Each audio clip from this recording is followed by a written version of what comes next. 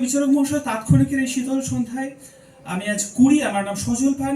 আমার আজকের বক্তব্যের বিষয় গরুর গাড়ির হেডলাইট।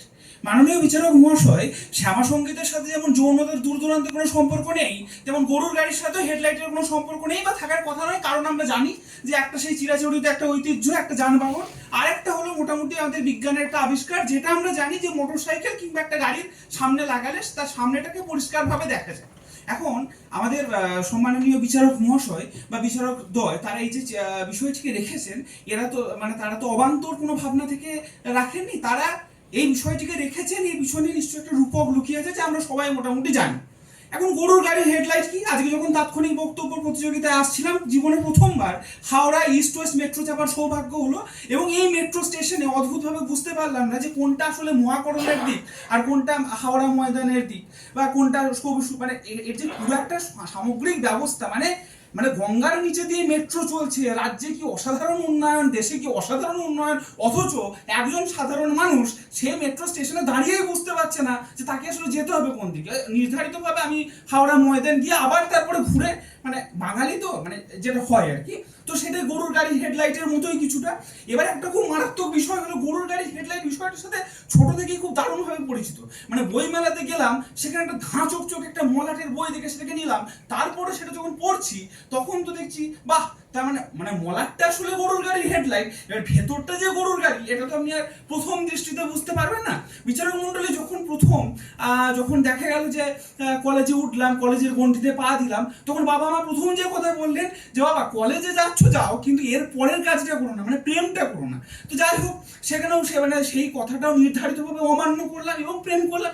এই প্রেম করার সময়ও আমার যে নির্বাচন, সেটা কিছুটা গরুর গাড়ি হেডলাইটের মতোই, হেডলাইটটাকে দেখে নিলাম, যানবাহনটাকে না দেখে, আমি যে মানুষটার সাথে আমি এগোনোর কথা ভাবছি, যে মানুষটাকে আমি মন দেওয়ার কথা ভাবছি, সেই মানুষটা আসলে মানসিকভাবে, আসলে তার শিক্ষার দিক থেকে, সব দিক থেকে সে আসলে কতটা পোক্ত, সেটা আমি দেখলাম না। আমি তার যে রূপ, হেডলাইটটা, সেটা দেখে আমি তাকে নির্বাচন করলাম। এবার নির্বাচন করে আমি কি দেখছি, গরুর গাড়ি হেডলাইট তো আছে, কিন্তু মজার বিষয় হলো সেই হেডলাইটের আবার সুইচ নেই। আচ্ছা, আমাদের বর্তমান পশ্চিমবঙ্গের যে আমাদের যে সাংস্কৃতিক অবস্থা, সেটাও গরুর গাড়ি হেডলাইটের মতো।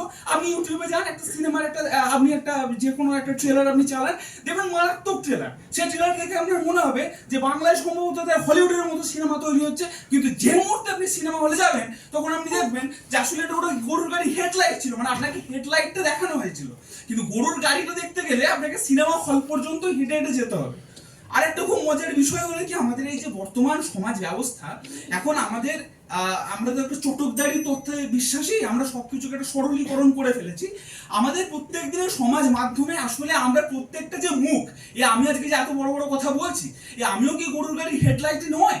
আপনি ভেবে দেখুন যে আমরা প্রত্যেকে প্রতিদিন সমাজ মাধ্যমে আমরা কিছু একটা হলেই বড় বড় বোদ্ধার মতো কিছু বক্তব্য লিখে পোস্ট করছি। প্রত্যেক দিনের জীবনে আমাদের যে কাজগুলো করা দরকার, সেই কাজ করছে না, সেই সামাজিক কর্তব্য থেকে বিরত থাকছি।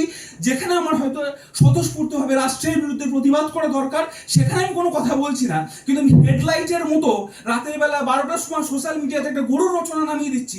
তাহলে আমি আসলে গরুর গাড়ির হেডলাইট ছাড়া কি? গরুর গাড়িতে যেমন হেডলাইট কাজে লাগে না, তেমনই একটা রাষ্ট্রযন্ত্রে আসলে এমন একটা নাগরিকের কোনো ভূমিকা নেই যে আসলে যাকে জ্বালানো যায় না। অর্থাৎ গরুর গাড়ির হেডলাইটের যেমন একটা অপ্রাসঙ্গিক একটা বস্তু, তেমন একটা রাষ্ট্র ব্যবস্থা, একজন দায়িত্ব জ্ঞানের নাগরিক, একজন অসচেতন নাগরিক গরুর গাড়ি হেডলাইটের মতো। তারা সেই দিক থেকে আমরা সবাই গরুর গাড়ি হেডলাইট।